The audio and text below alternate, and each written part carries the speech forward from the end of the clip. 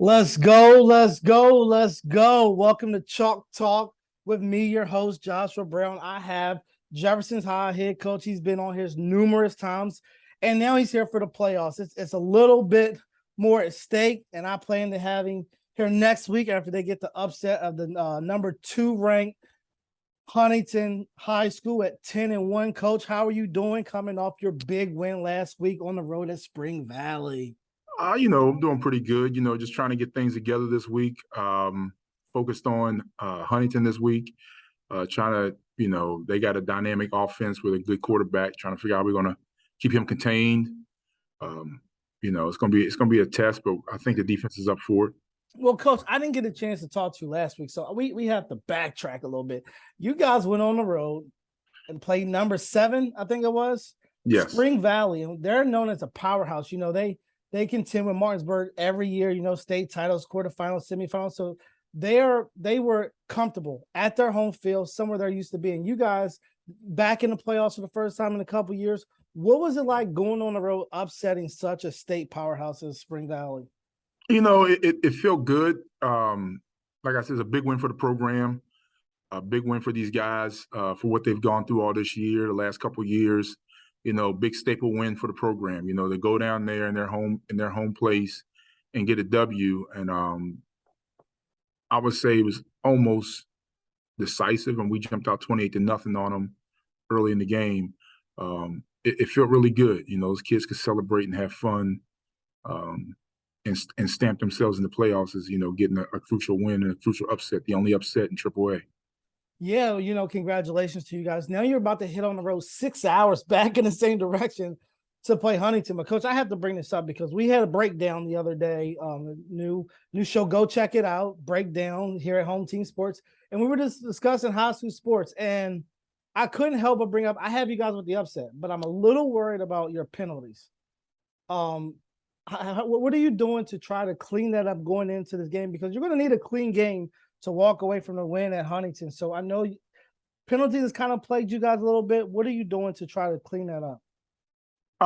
Just try to emphasize and stay disciplined in that in order to get a game like this, we got to play clean football, which means we got to limit the penalties, limit the turnovers, and play assignment, technical, clean football, which last week we did. I mean, we didn't have that many penalties.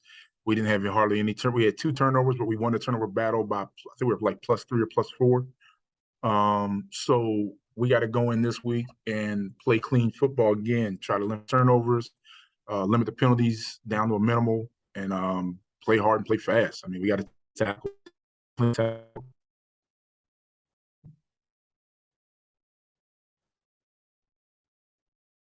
Coach, you there? Here. All right. Do you think your kids believe? I know that they went down and beat the number 7 Spring Valley. This one, number 2, sitting beside them, was a different monster. Do you think throughout the week of practice that your kids believe that they're ready for this task? I think they believe they're ready for the task. I think us as a coaching staff thinks that we've seen things that we feel that it's not an insurmountable task for us to obtain to beat them. We just got to go and play right and be who we are and stay true to who we are. And like I said before, just play clean football. If we play clean, mistake-free football, I think we'll be fine. What do you think is one key thing that's been pivotal in you guys' turnaround? Because I know we spoke, back and forth throughout the weeks about how, you went in the playoffs, now you're back in the playoffs, and just 2 years in a row. What has been one focal point that you guys focused on to have the turnaround into these better seasons? I think it mainly starts in the off season. Getting kids to buy back into what we're doing, offensively and defensively, getting them in the weight room. Those type of things is where everything starts. Getting them to buy in defensively is one key thing. Is that, hey, we're going to swarm to the football. We're going to get to the football. When we get there, we're going to hit everything that's in sight. It's the opposite color jersey of ours.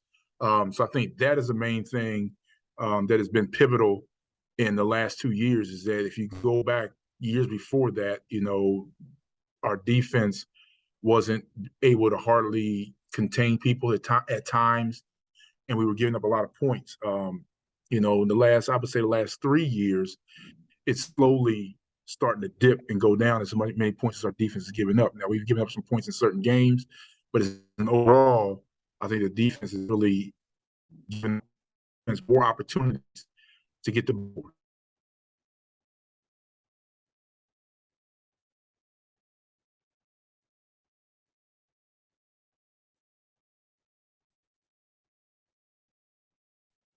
Hello. I'm here. I'm All still right. here. All right. So, Coach, I wanted just to talk a little bit about your offense. I was speaking to a college coach today, and we were just talking about some people in the area.